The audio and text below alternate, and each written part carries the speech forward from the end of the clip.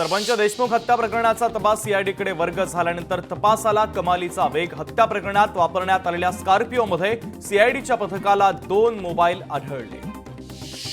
देवेंद्र फडणवीसांनी बीड हत्या प्रकरणी आरोपींची संपत्ती गोठवण्याचे दिले आदेश। यातील 3 आरोपी फरार, मात्र वाल्मिक कराड याची संपत्ती जप्त होणार की नाही स्पष्ट करावं। सामाजिक कार्यकर्त्या अंजली दमानिया यांची मागणी। अंजली दमानिया यांचे बीड जिल्हाधिकारी कार्यालयाच्या समोर आंदोलन। ठिय्या आंदोलनाच्या ऐवजी अंजली दमानियांचं सत्यशोधक आंदोलन। जिल्हाधिकारी कार्यालयाच्या बाहेर दररोज सकाळी 2 तास त्यांचं आंदोलन।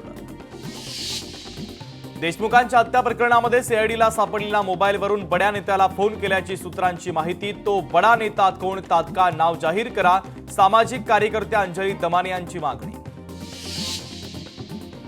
कल्याणमधील मराठी कुटुंबाला मारहाण प्रकरणी सर्व आरोपींना 14 दिवसांची न्यायालयीन कोठडी। मुख्य आरोपींची पत्नी गीता शुक्लासह 7 आरोपींना खडकपाडा पोलिसांनी कल्याणच्या कोर्टात केलं होतं हजर।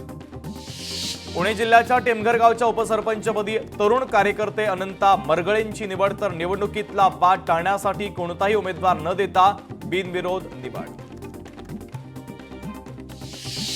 देशमुखांच्या हत्येप्रकरणी जितेंद्र आव्हाड यांचे चॅट रुपाली ठोंबरे यांनी सोशल मीडियावर केले व्हायरल। यामध्ये जितेंद्र आव्हाड यांच्या भूमिकेवर राष्ट्रवादी काँग्रेसचे प्रदेश अध्यक्ष सुनील तटकरे यांनी व्यक्त केली शंका। सायबर सेलच्या मार्फत सखोल चौकशी करण्याची तटकरेंची मागणी। बारामतीमधील कृषी विज्ञान केंद्राची शरद पवार यांच्याकडून पाहणी। कृषी विज्ञान केंद्रामध्ये 15 जानेवारी ते 19 जानेवारीच्या दरम्यान कृषी प्रात्यक्षिक प्रदर्शनाचं आयोजन। यावल तालुक्यामध्ये अवकाळी पावसाने मोठ्या प्रमाणात शेतकऱ्यांचं नुकसानग्रस्त भागाची पंचनामे करावे। गुलाबराव पाटलांचे जिल्हाधिकाऱ्यांना आदेश। चंद्रशेखर बावनकुळे यांचा जेपी नड्डा यांच्या हस्ते सत्कार। महाराष्ट्रातील भाजपच्या अभूतपूर्व विजयाबद्दल केला सत्कार। भाजप संघटन पर्व अभियानाच्या केंद्रीय कार्यशाळेला दिल्लीतील भाजपच्या केंद्रीय कार्यालयामध्ये सुरुवात। टाटा समूहाची देशातल्या तरुणांना गुड न्यूज। येत्या 5 वर्षात देणार 5 लाख नोकऱ्या। टाटा समूहाचे चेअरमन एन चंद्रशेखरन यांची घोषणा। मुंबई पालिकेसह राज्यातील स्थानिक स्वराज्य संस्थांच्या निवडणुका 7 मार्च पूर्वी घेण्याची समाजवादी पक्षाचे आमदार रईस शेख यांची मुख्यमंत्र्यांकडे मागणी।